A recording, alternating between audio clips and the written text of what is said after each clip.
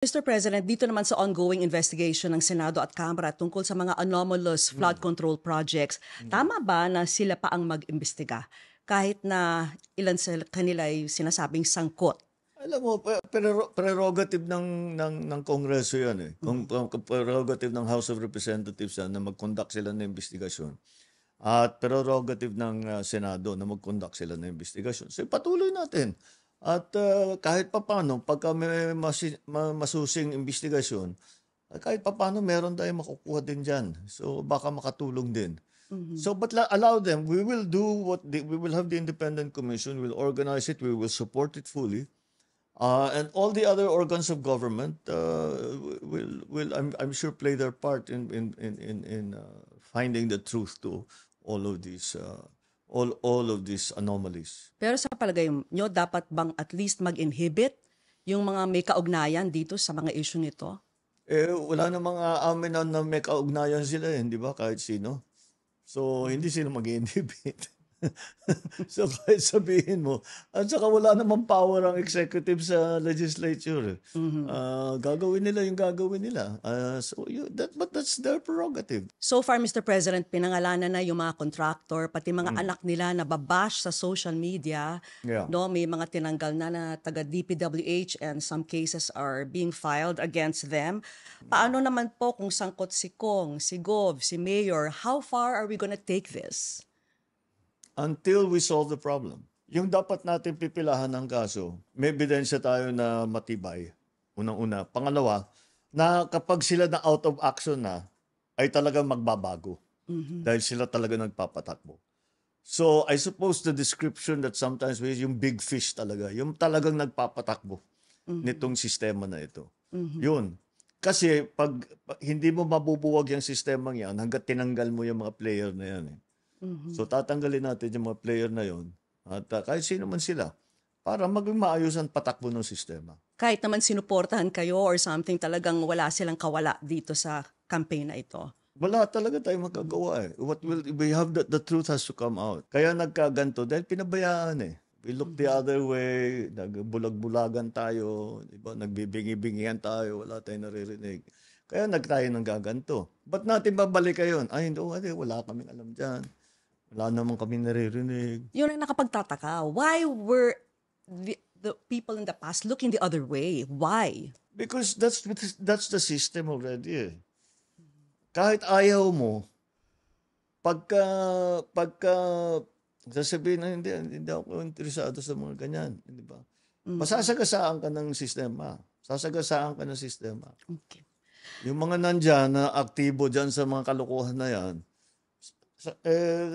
aanhin ka, atakihin ka para to get you out of the way kasi baka magsumbong ka pa.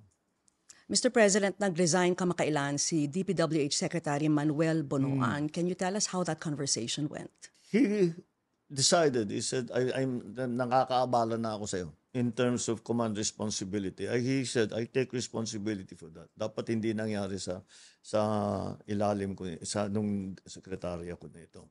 So, bibitawan ko na lang sabi ko. Okay, and you chose Vince Dizon as your new DPWH Secretary. Why do you think is he the right person to clean up the department?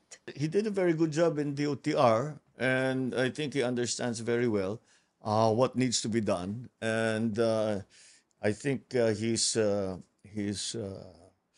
committed enough to this what we are doing that he will do whatever is necessary, even if it's a little difficult, kahit na medyo may magagalit sa kanya. He's very professional. Basta trabaho. Hindi naman walang personalan.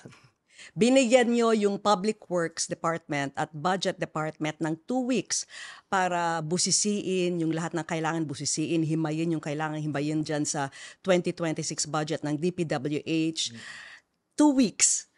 Confident ba kayo na magagawa nila yon in 2 weeks? Marami na tayong nagawa as of now pa lang.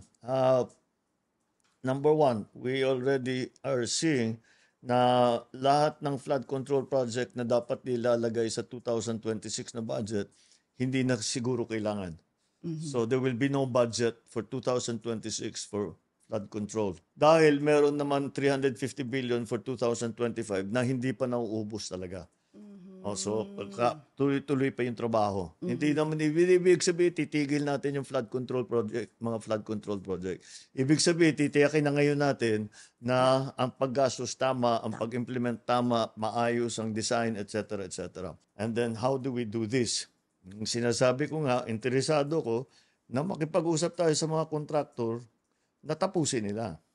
Ayusin nila. O di mag-usap kami after that. Pero before that, ayusin nila, buuhin nila. Up to specification. At their cost, wag naman sila don't expect the government to pay for it.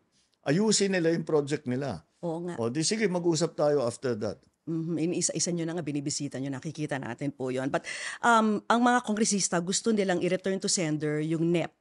Is that still a possibility? No. Baka hindi umabot no? No, it's not a possibility. Ang titignan na lang is the DPWH budget. Unilaterally, from our end in the executive, I already instructed the DPWH to review and to rewrite the DPWH budget. So we have a commitment to Congress that the rewritten DPWH budget will be submitted to them.